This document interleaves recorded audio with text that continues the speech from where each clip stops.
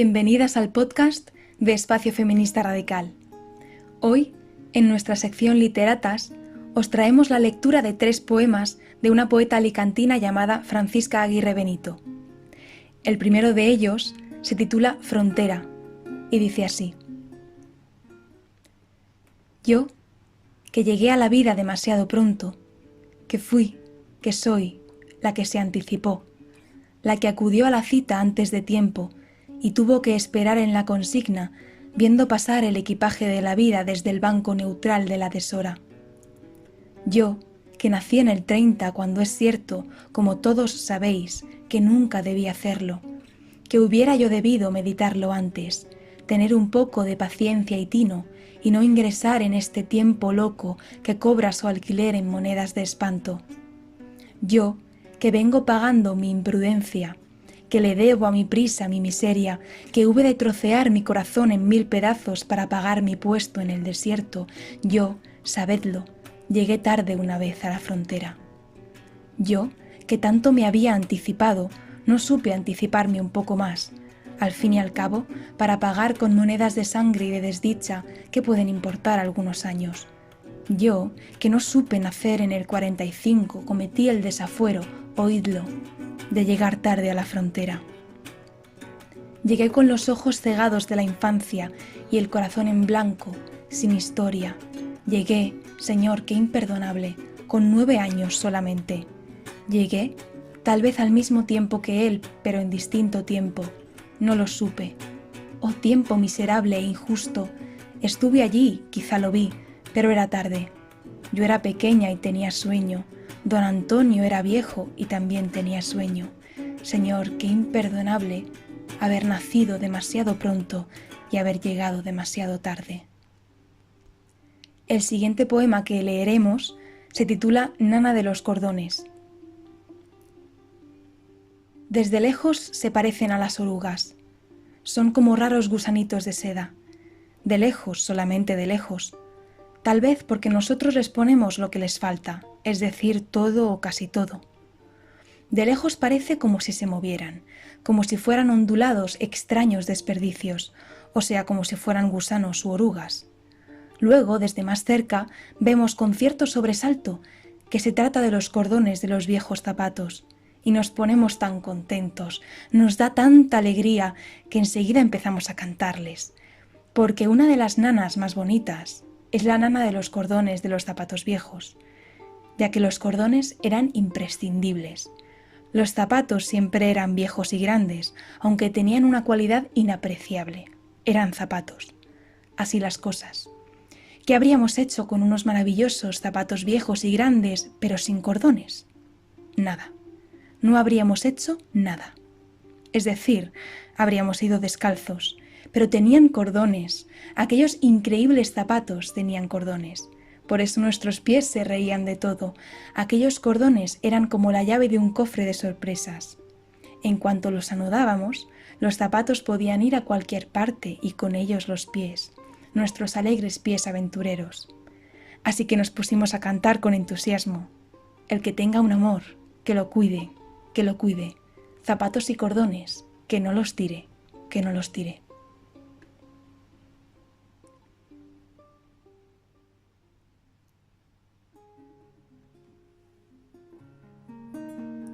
El último poema de este podcast dice así: Todos tenemos un jardín oculto, un pequeño parterre transeúnte que nadie aceptaría como tal salvo los que lo cuidan y mantienen.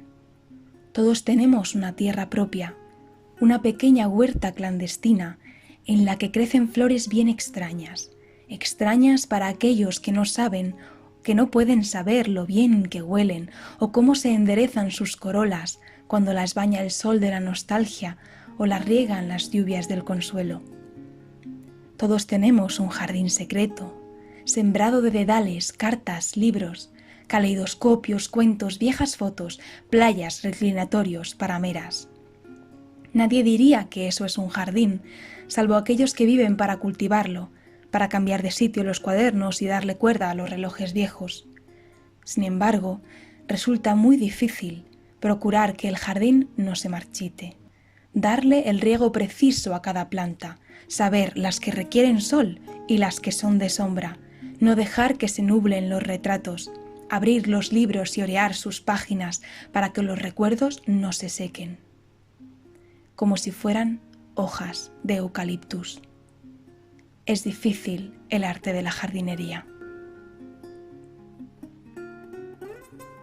Como comentamos previamente, al principio de este podcast, estos 3 poemas son de la autoría de Francisca Aguirre Benito, una poeta alicantina nacida en 1930 y que falleció recientemente en 2019. Entre los numerosos premios que ha recibido, destacan, por ejemplo, el Premio Nacional de Poesía, que recibió en 2011 por su poemario Historia de una anatomía, y también el Premio Nacional de las Letras Españolas, que recibió en 2018. Sus poemas son de temática variada y entre esta temática destaca el tratamiento de la guerra civil, ya que se tuvo que exiliar a Francia al terminar la guerra y a su regreso en 1942 el bando franquista ejecutó a su padre por garrote vil y este hecho marcó mucho a Francisca durante toda su vida desde entonces. Durante 15 años trabajó de telefonista para poder subsistir y fue autodidacta toda su vida. De hecho, la literatura la ayudó a atravesar tantos duros momentos de su vida.